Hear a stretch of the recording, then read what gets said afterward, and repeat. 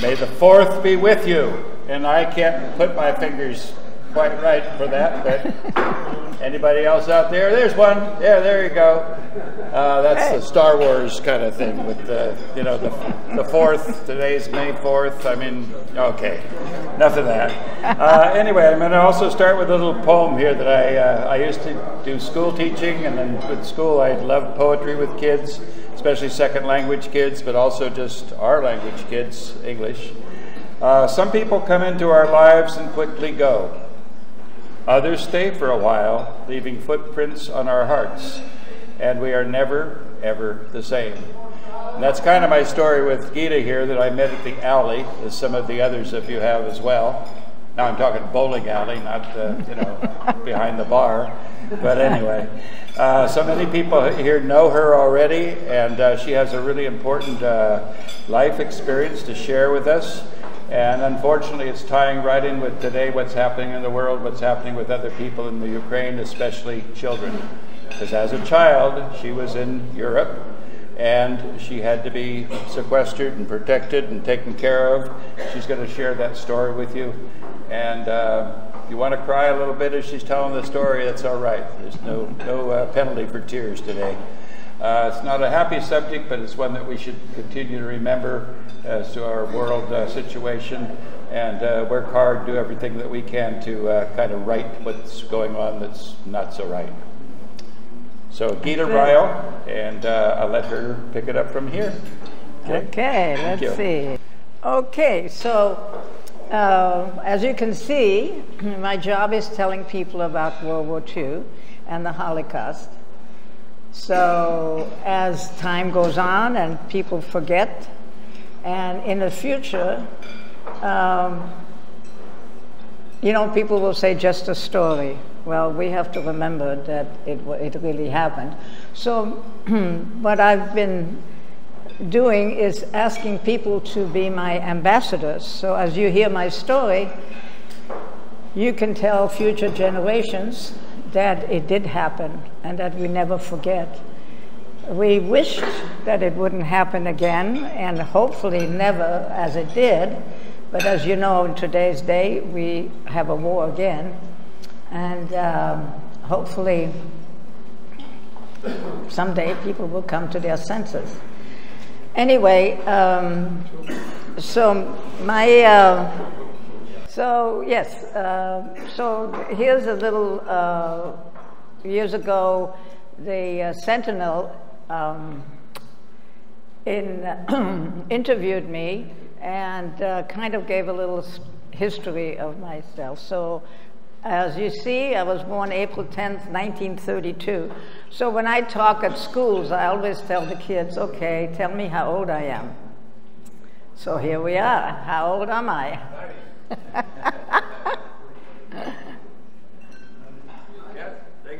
You got it? You got it.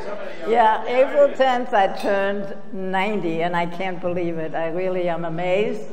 I'm feeling pretty good, considering, and I am very appreciative of what my life is now. As you can see, my husband died in 1993, and miss him every day, but cancer took him. I have 3 wonderful children, and now, let's see, at the time, I have 4 grandchildren and 1 great-grandson. So I love my family. I have very good communication with them, so I'm very appreciative of that. When I talk about Hitler and the close encounter, as I will see, when in Vienna, when he took over Austria, he was in a parade, and I didn't know who he was, but I saw this man, doing Heil, and we all had to do it.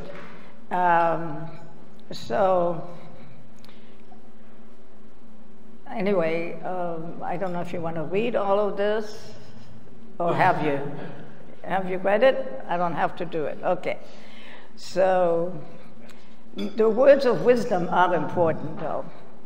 I am not ashamed to tell people that I have done a lot of therapy to be able to help. And when I talk at schools, I've talked at schools for over 20 years now, at all levels, all the way up to college. and really tell them that nobody needs to be ashamed to talk to someone if they need to. So there's another thing that I learned is about forgiving. And everybody has a different opinion about forgiving, and all I can share with you is what I found out in my, from I came out of a very negative war. Forgiving is letting go of your mental and physical negativity about a situation, but you never forget. Do I forgive Hitler? No, but I'm not letting them hold on to my anger that I used to have, and wanting to kill, and not wanting to live. I had a death wish as a child for many, many years because I couldn't understand humanity. So, and anyway, so now I'll tell you a little bit about where I was born, Vienna, and I have me and my sister is 3 years older than I, my dad and my mom, and we lived a middle-class life in Vienna, and a lot of music, because my mother's side of the family was very musical, and thank goodness all of my kids and grandkids are now musical, so I love that part of it. You know, we lived middle class, but content, and then when the war started, also these are my grandparents, my mother's side of the family. He was a musician, so was my grandmother, and lots of music. You're following me, right? Okay, so here we are. Hitler took over Germany and decided that there was two things he wanted to do, was to conquer all of Europe and eliminate the Jews.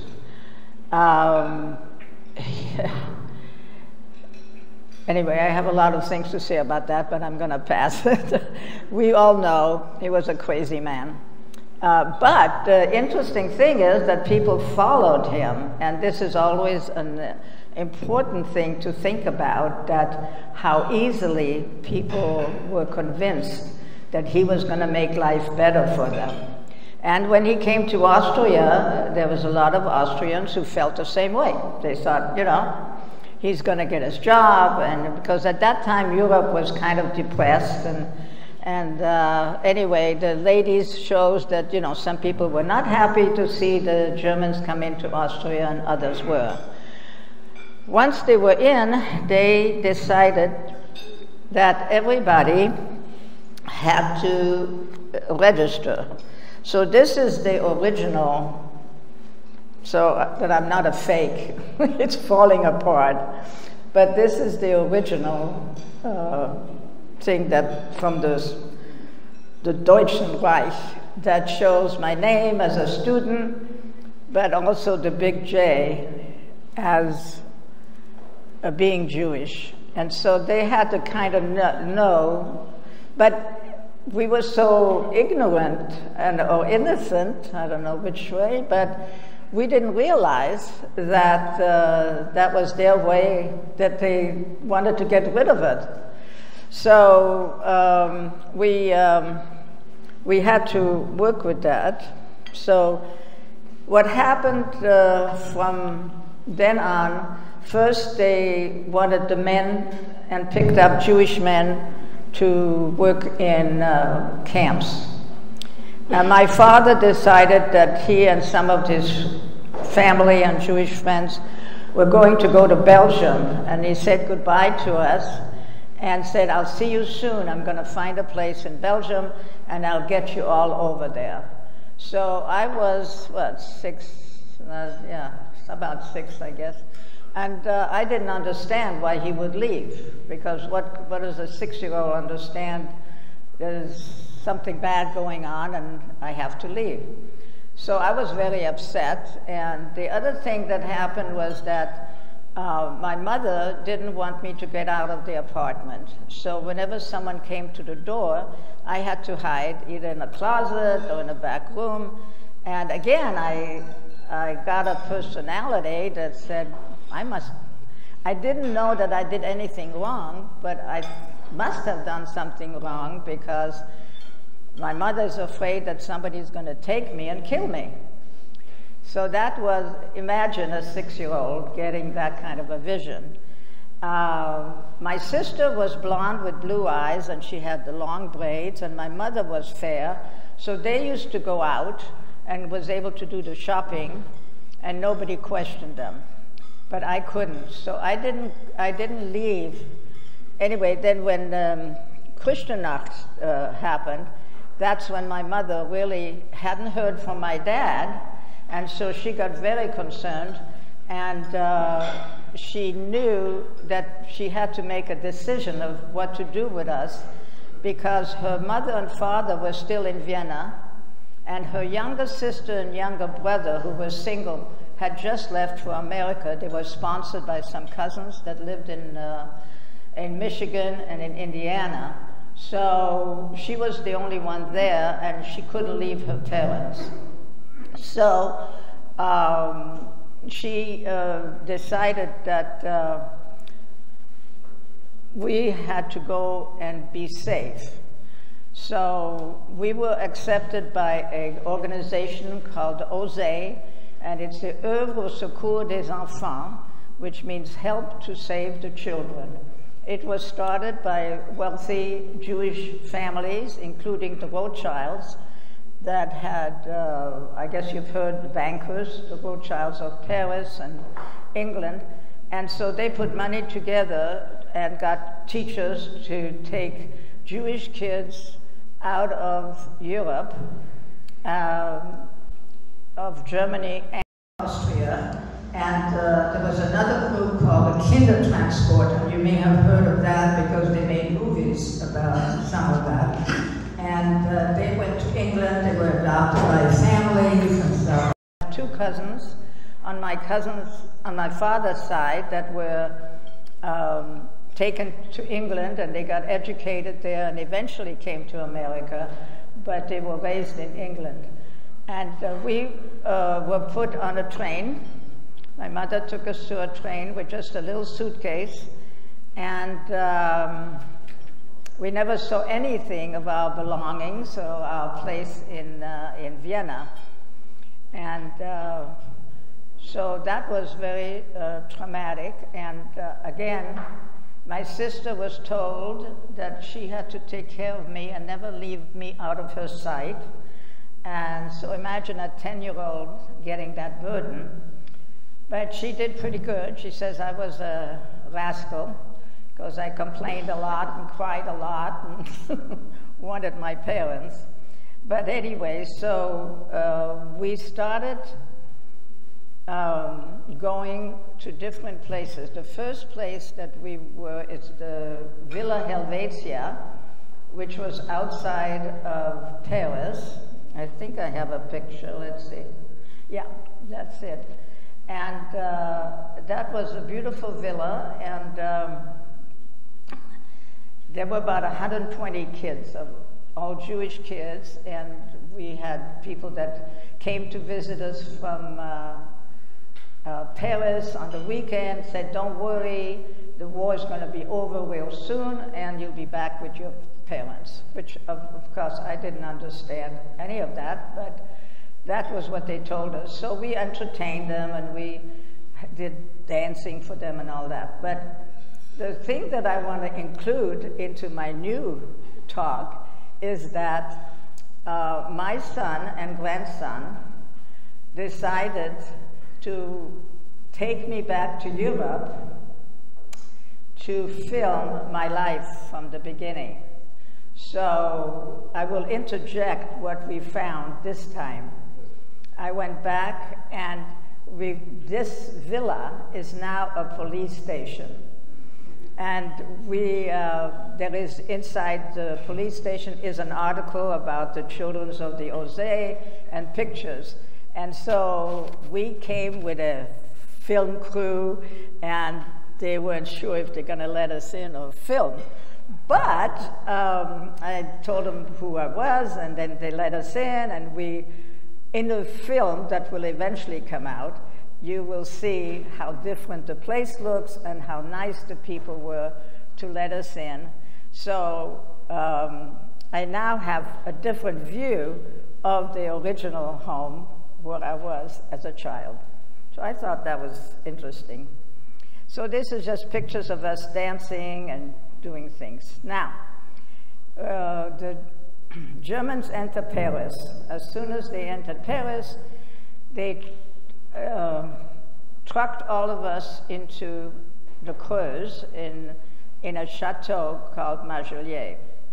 As you can see on the map, this is the place that we were taken, and in there we were about 350 kids.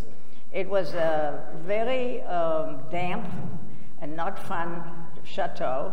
It was old, it was abandoned, and they made it into a children's home. And we used to garden, and I remember we grew potatoes and rhubarbs. And imagine having potatoes or rhubarb with no butter or salt. Not on my diet anymore. Anyway, we stayed there, and the farmers were very good. They used to come and bring us food. And on this trip, we met some of the farmers that are still alive who used to come to the chateau to help us. That was very, very moving.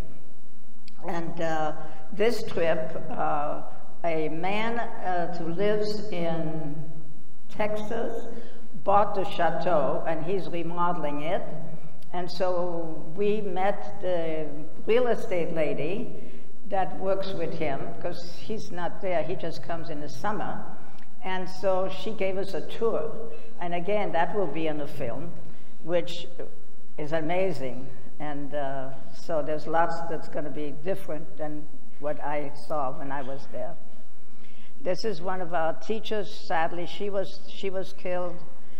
And there's a story about my dad had somehow connected. We don't know how. There's a lot of things unknown.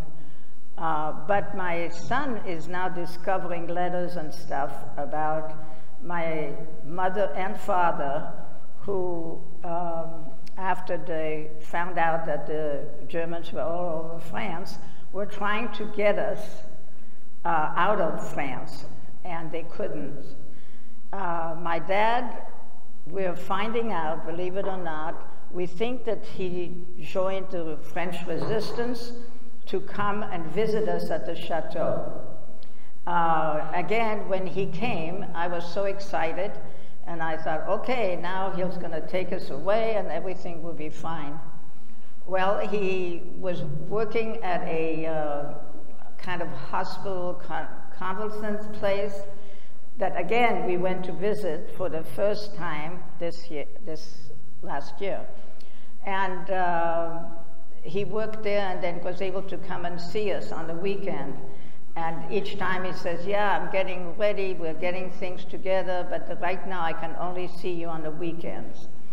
And then we found out that there was a French person who knew he was Jewish, because my father was very religious, so I don't know if he had a shawl with him or what, but anyway, he told the police, the local police, that he was Jewish because he wanted his job. My dad was picked up and he was put into a local holding camp, and we were able to go and see him. We tried to get him out and they wouldn't let him go. So that was the last time we saw our dad. And from there we heard later, after the war, that he was taken to Drancy, which is a camp outside of Paris that was holding camp, and then they shipped him to Auschwitz on those trains. And he and most of his family, and my cousin Martin, who was my age, no, a little younger, no, older than me, he too was taken. And there's a lot I could tell you, but I can't tell you now, it'll be in a film. again, we found out that Martin was very near us in France all the time. Till 1944, he was captured with 9 other Jewish boys and killed in Auschwitz.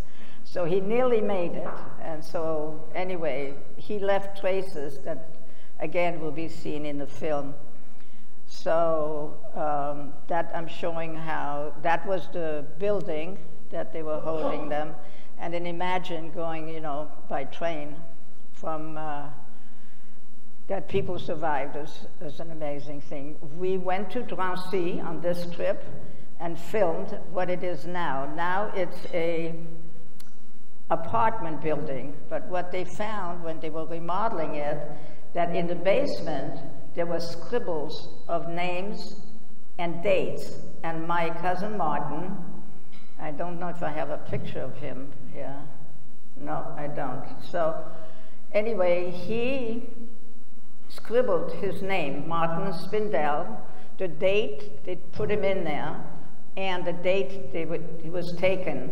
And now it's in a museum in France with his picture, and I was able to take a picture of it. So again, I don't have it here, but it'll be in a film. So then we go back to the, from Marjoliet. When the Germans got to Marjoliet, they took some of our teachers and the older kids, and we never saw them again. The middle group and the younger group, I was in the younger group, my sister was in the middle group, they trucked us to Marseille. And in Marseille, we were supposed to get on a ship that was coming to New York. There were 3 ships. There was one that left for Israel, one left for New York, and then we were going to be on the last one. And then the Germans took over all of France, and we had to hide again. So we could not get out. And so from there, they took us, they said, we can't keep you all together anymore. So they took a small group of us and put us in a Catholic convent, and there only have one picture of Mother Superior on the right, and the youngest nun on the left. Her name was Paula, P-A-U-L-E, and she was adorable. If she was day 17, I don't know. But anyway, she took care of us, and none of them knew that we were Jewish, only the priest and the Mother Superior. None of the other kids there, they were all orphans, and we just mixed in. We did morning prayers, we did everything as the kids there did, and I loved it. I was very comfortable there and learned the rosary in French, and just felt like, since I didn't think I had parents anymore, that this was a very comfortable and safe place. Well, then the Germans started coming, and they were starting to lose the war, and they were still checking in private homes and in churches and every place if anybody's hiding Jewish kids. They still wanted to eliminate that. So then Mother Superior called my sister and I in her office, and she said, you know, you're very welcome. If you want to stay with us, you can be part of us and, you know, get adopted to this group. And I thought, well, what else? You know, we don't have anything else. But my sister said, you know, my dad told me that if I can't make a decision, I have to wait till I can check with him. And that's how the Mother Superior realized. She said, you know, I think that you probably need to be in a safer place.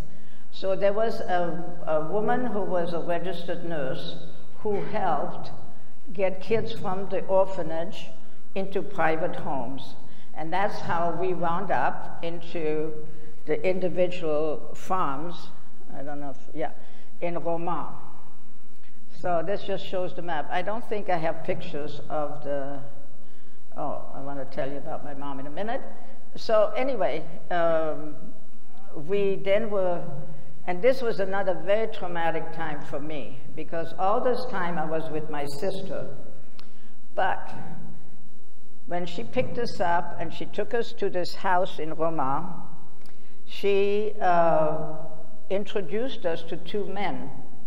One said, we're going to take Renee to our family, and the other one said, I'm going to take Gita. And we were separated, and I blanked out. I didn't remember any of that for quite a while, till I actually did a lot of therapy. And what it was that I was petrified. I just didn't understand. A strange man's going to take me. And I was already afraid, excuse me, but of men, because what I saw in the war was men in uniform with guns and boots. And that's all I saw. That was the danger in my life, and that they were killing. And anyway, when we got to the farm, he introduced me to his family, and naturally I adapted, and I stayed with them till the end of the war. Monsieur Flocard was a wonderful man to me. He had a wife and he had 3 girls. One was older than me, one was my age, and one was younger. And I met them all again, by the way. Well, one died, the younger one died, but Gigi and Zette are now in their 90s. And in this film, I'm reunited with them, and we are having discussions of our childhood together. It's going to be amazing. So anyway, when we were on the farms, that's when I figured out what a war was, because the bombs were coming down. They were shooting down. We were out in the field with the goats or something, and we had to run in hiding.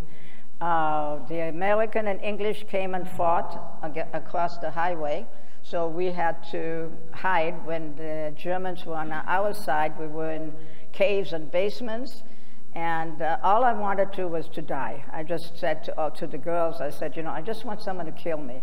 I can't deal with this. This is not what I want. So I was angry, and anyway, so that's how I lived there till the end of the war.